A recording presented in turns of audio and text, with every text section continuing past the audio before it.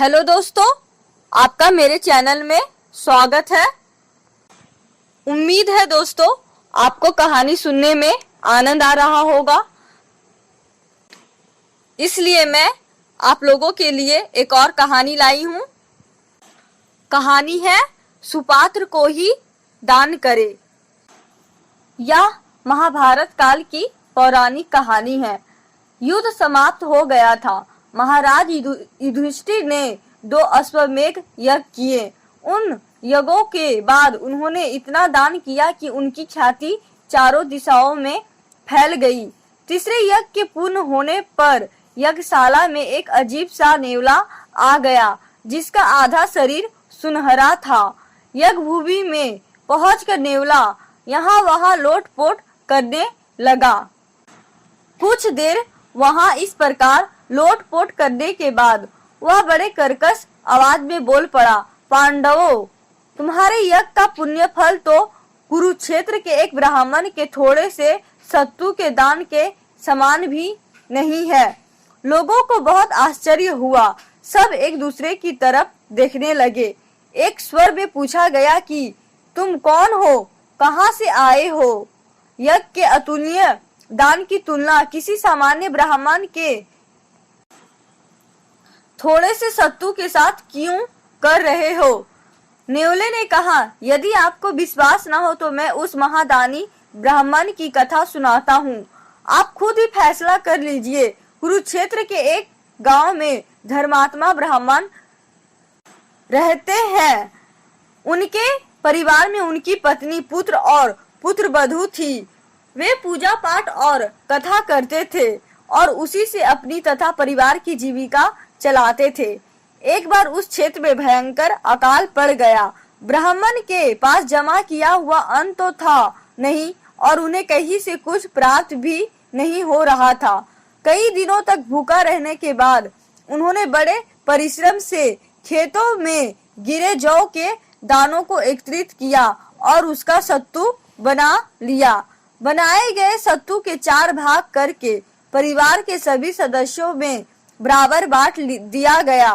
पूरा परिवार भोजन करने के लिए बैठा ही था कि कहीं से एक भूखा व्यक्ति उनके द्वार पर भोजन की याचना करते हुए आ गया।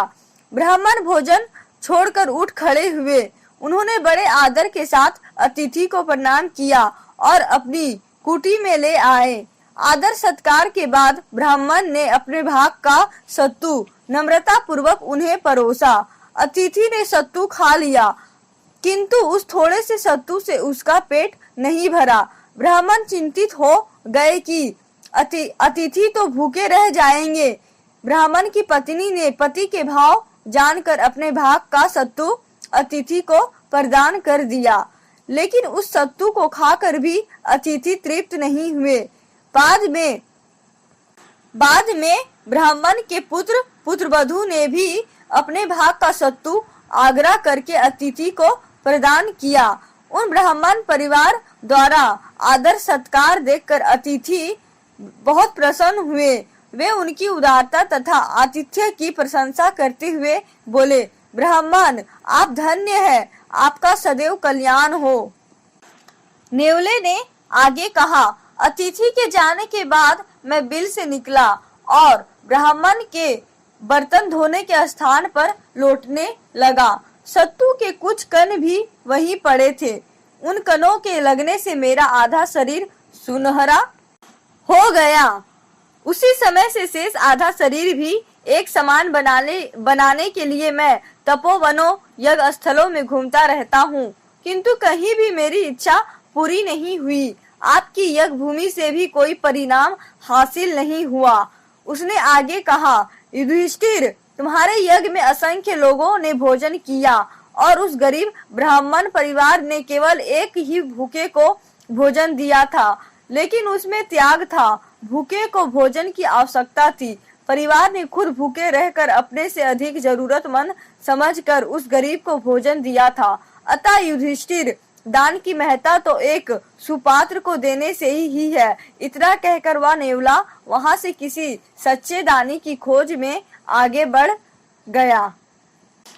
तो दोस्तों, यह एक धार्मिक कहानी थी अगर आपको अच्छी लगी हो तो वीडियो को लाइक कीजिए, सब्सक्राइब कीजिए, कमेंट कीजिए और नोटिफिकेशन बेल को ऑन करना ना भूलें।